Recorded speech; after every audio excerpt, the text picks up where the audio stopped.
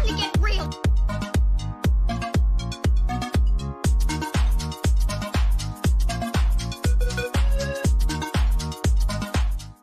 An inauguration day like no other.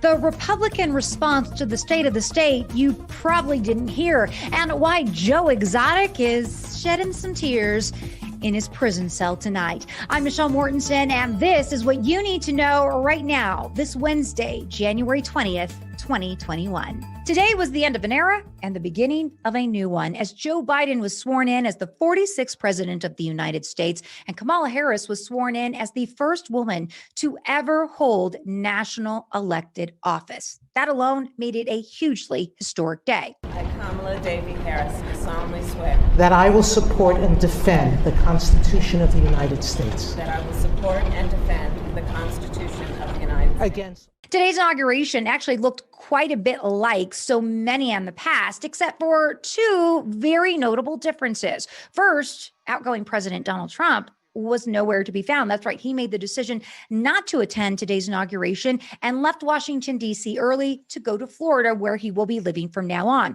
Although he did keep up one presidential tradition. He allegedly wrote a letter to Joe Biden and left it for him in the Oval Office. Another notable difference was the lack of crowds due to COVID and the encouragement of everyone just joining in virtually.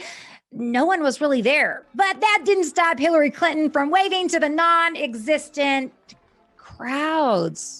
What was she doing? No one knows. Celebs were there in full force. Lady Gaga gave a great rendition of the national anthem. If you're wondering what that giant bird was, though, on her chest, it was a dove holding an olive branch. Her look was classic Lady Gaga. J-Lo also sang "This Land Is Your Land, This Land Is My Land," and Garth Brooks sang "Amazing Grace." The performances were fine. No arguments for me whatsoever. But none of them hold a candle to when Aretha Franklin freaking killed it with "My Country 'Tis of Thee." That woman, oh my God, she knows how to sing. She's amazing. After the pomp and circumstance of the day, Joe Biden got right to work, tweeting, headed to the Oval Office to sign a slew of executive orders. So what did he sign? Everything from things overturning Trump administration policies like ending funding for the border wall, reinstating DACA, and ending the travel ban to countries like Syria, Iran, Libya, and Somalia. He also was looking to re-enter the Paris Climate Accord and to re-engage with the World Health Organization. So on day one, he did everything he could to reinstate Obama policies and to overturn much of what Donald Trump did. Wow, that was fast. In Nevada news, Governor Steve Sisolak gave his State of the State address Tuesday evening.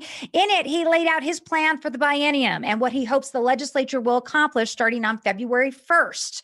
He wants to see improvements to government jobs. He wants to see improvements to education. He even said he wants to support small businesses, but he didn't say one word about opening up. Really?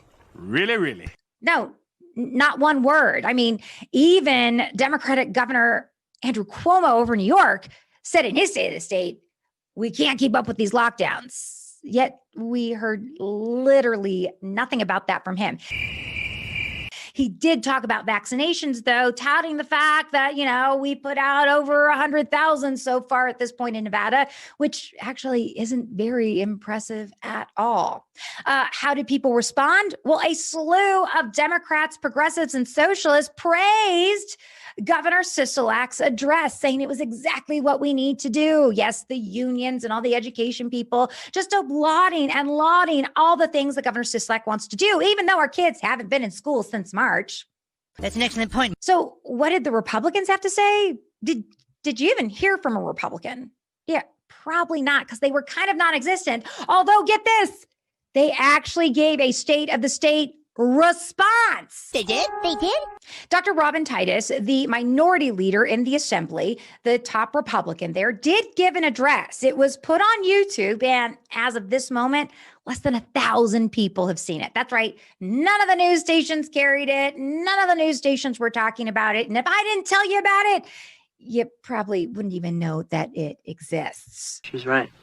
I truly hope this is not a prophetic moment here of what is yet to come. I hope the Republicans get their act together enough that they can actually be seen and heard in this legislative session. But I guess that's yet to be seen, and it's not starting off all that great. Right? So what did Dr. Titus actually say in her address? It actually wasn't that bad. She talked about reopening Nevada, which is huge, actually focusing on plans to get more doctors here in the state now to help us in our healthcare crisis and to be a little bit more like Florida. That's right. She said in 2000, Florida was kind of the laughing stock of the nation with the way they handled their elections. But 20 years later in 2020, they were one of the first to get results. She wants the same for Nevada, and she believes election integrity needs to be dealt with at the legislative level. And I couldn't agree with her more. It's kind of sad, though, that we're saying, we're kind of like the new Florida, but, Nevada's pretty used to being last in education, last in healthcare, last in election results. How long did it take? So we'll see what is yet to come. But again, how sad is it that you probably didn't even know that we had a Republican response? And how sad is it that you probably don't even know who Dr. Robin Titus is? Yeah, my friends, that's your Republican Party here in the state of Nevada. Finally tonight, with emotions all over the place today, depending on how you feel of the day's events, I gotta tell you, there's probably no one more sad today than Joe Exotic.